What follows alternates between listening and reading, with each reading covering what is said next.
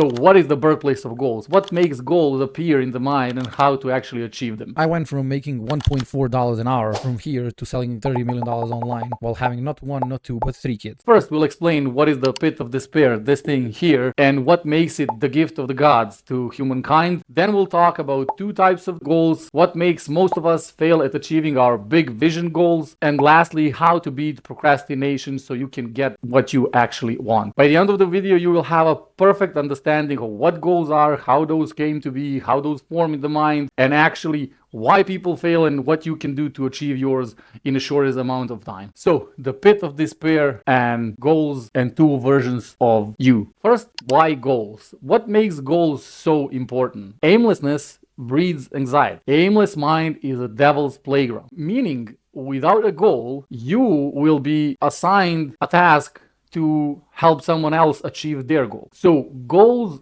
give your focus and aim. Attention is scattered.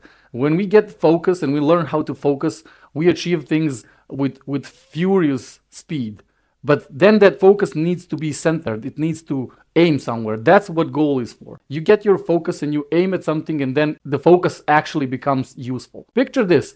Imagine yourself and prime Michael Jordan in a gym, and you are in a basketball competition. On one side, you are on this well-lit gym. The basketball is like 3 feet tall. You have the basketball in your hand. You just have to walk to it and put it in the basket. In the other gym, that's like 5 times the size of the gym court. It's pitch black. Jordan has blindfolds over his eyes, so he cannot see anything. Basketball is somewhere around, and then the basket is moving around the gym. And 3, 2, 1, go. Who gets the higher chance of winning? That is the goal. The goal lights up the gym and sets the basket at the 3 feet high and gives you the basketball in the hand. Now you have to walk to it in order to achieve the goal. If you don't have a basket in that gym, then the basketball and the well-lit gym will not do anything for you. That is the reason why we need goals. We need goals to focus our attention and to focus our energy on achieving particular thing, to calm the mind, give it aim, to walk away from anxiety, to simply not have enough time to think of things like depression, of shame and guilt, but to work towards something. So the pit of despair. Here on one side you have current version of yourself. Current version of yourself is this version that's lazy, scrolls a lot of social media throughout the day, plays video games, eats a lot of sugars, a lot of sodas, random times you go to sleep, you have random times to wake up. That version of yourself is getting the mirror image of your brain state and of your daily activities and your daily habits and of your energy and of your mind in the reality that you're experiencing. So your income is reflecting that, your body is reflecting that, your relationships are reflecting that. Everything is simply the mirror image of the states that you have right now in your mind, what you consider to be possible, not possible, how achievable or how tough to achieve, and what you can do about it. On the other side, you have future you.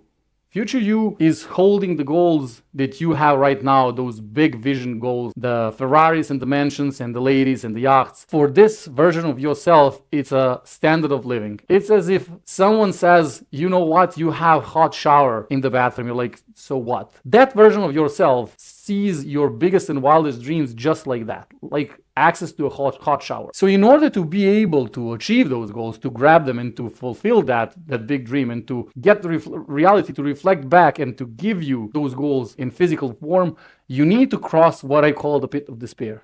This version of you gets sick and tired. You get to a point of satiation, then dissatisfaction, and then from that point, you feel the pain. You feel the pain of not having what this version of you can have. You feel the pain of not having $5,000 a month or $10,000 a month or $150,000 a month. And from that pain of not having that outcome, you set a goal. So the birthplace of goals is pain. The pain of not having something in your current reality today makes you set a goal to achieve it in the future, regardless if it's six-pack, regardless if it's a relationship, regardless if it's a lady, regardless if it's health, regardless if it's financial outcome, regardless if it's a house or a car or a yacht. You don't have something right now, and you, from that pain of not having that something, you walk into the pit of despair, and from there you set a goal, and then you need to cross the chasm in order to achieve that goal. So let's talk about 2 types of goals, because this is really important, and how to leverage those goals in order to achieve your big outcome goals, because there are 2 sides of the coin. One side of the coin is output goals, which are big outcome goals. The other side of the coin is input goals, which are small daily activities that will take you towards your goal. Arguing if one is more important or the other is literally arguing if night or day are more important for a human being. You need both or you're gonna die. So in order to achieve your goals, you absolutely need your big vision outcome goals, and you absolutely need your daily input goals. If you use time frames like everybody teaches on the webs, and you attach a time frame to your big outcome goal and you don't achieve it in 60 days, in 90 days, in 30 days, when you do that, you give yourself extremely big room and another reason to fail. How? If you don't do that in 90 days, what happens? You feel disappointed. You feel like you're not enough. You start beating up yourself. If you set, let's say, 90 days and you see nothing's happening on day 40, how likely are you going to be pushing for the next 50 days? Highly unlikely, as most people. So you never attach time to big outcome goals. You are not the one to tell the universe when that goal is going to happen. You are the one that will say it will happen, but you don't know when. It's not your job. However, on the other side of the coin, you have your input goals, and your input goals are the goals that you can actually control. Those are daily activities that, if done every single day, consistently throughout the months and years, you will achieve your big outcome goal. That means if you want $10,000 a month and you know how to run Facebook ads, your time frame goal of 90 days would be, I will call 4,500 business owners in the next 90 days and offer my services. That's 50 calls per day. I can control that 1,000%. I wake up, brush my teeth, sit behind the computer, start calling. That's it. It is in your control. I will do 100 push-ups and 100 squats every single day, regardless of what happens.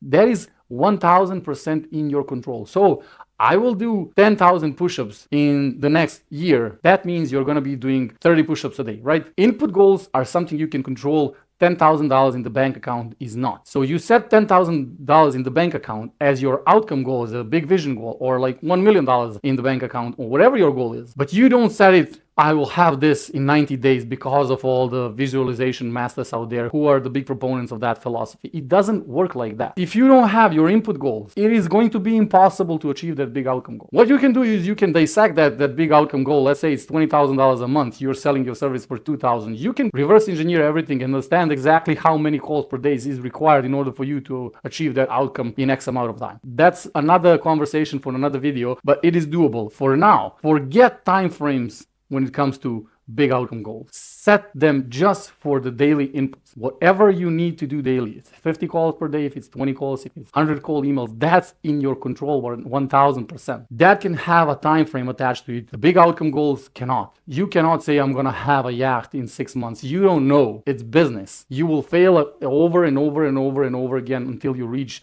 the desired destination. If we knew how many failures is required in order to get to the desired outcome, 99.99% of people wouldn't even start. That's why you cannot say, hey, this will happen in X days. And lastly, procrastination. Here is what's so addictive about procrastination, what makes us exercise it daily. The problem with procrastination is when we set a goal and it's a big vision, big dream outcome goal, we usually tend to make it flawless in our mind. And since mind cannot distinguish what is imagination and what is reality, we tend to make it so perfect that whenever we start executing, the execution kills the flawlessness of the dream. What procrastination does from a psychological standpoint is it saves the flawlessness of the dream. Whenever you say, I'm going to start a YouTube channel like this, I was saying this for years. But here's the thing. I had these grandiose big ideas. I bought the blackboard, I bought the camera, I got the mics and the lights and everything. And I had like, when I say this, people are going to just be riveted that I'm finally here and I'm proposing these new ideas, and they will be chanting my name from the rooftops, and I'll be helping people and they will love me. And then you start. And when you start, you have 6 views and no likes. And the procrastination for 1 or 2 years kept the dream alive. Procrastination made me lay down in the bed and imagine how amazing it's going to be, how I'm going to be hitting 500,000 views, 1 million views. And as soon as I started, as soon as I turned on the camera, as soon as I started recording, first off, you start sweating. Next thing, you feel the pain in your stomach. Then you don't know what to say. Then when you look at the camera, it's like looking at the gun barrel. Then you finally start, you record your first video. Then you see that there are so many mistakes that you're doing and all the time. And then you get to open the beautiful editor, and then in the editor you don't know what to do, and then finally you edit the video and you're ready. Then you don't have a thumbnail, then you don't have a title, then you come up with a title and thumbnails, and since you're not designer, those look really bad. Finally you upload the video and you get nothing. So execution just killed a dream, and procrastination was saving that dream from dying for years. That's why you love procrastination so much, and why I love it, and why we all cherish it so much. It leaves the dream inside the mind and makes it perfect. As soon as you take the first action step, you see how flawed that dream actually is, and how many steps there are that you didn't even think of, and how unlikely it's going to be that you're going to be hitting X in 90 days or in 30 days or in 2 weeks. So in order to beat procrastination, I personally wrote about 2 million words in Google Docs. I can say without blinking that 1.9 million words owe their existence to 5-second rule, which is just art. I swear to God, there is no better way to beat procrastination. Just go for 5 seconds. Just turn on the camera, attach the mic in your beard if you have it, and then just start rambling. Just say 5 words. Everything in your biochemistry will change. Your neural state will change. You will be a new man. Just go for 5 seconds in any activity you're procrastinating with. And then finally, as long as you keep it in your mind, it's gonna still stay a dream. And as soon as you start executing, you will get just a slimmer of chance in getting to where you want. Just remember that having everything is a path to disappointment, depression, anxiety, shame, and guilt, and to life of misery. And chasing everything is the path to life of fulfillment. See you in the next one.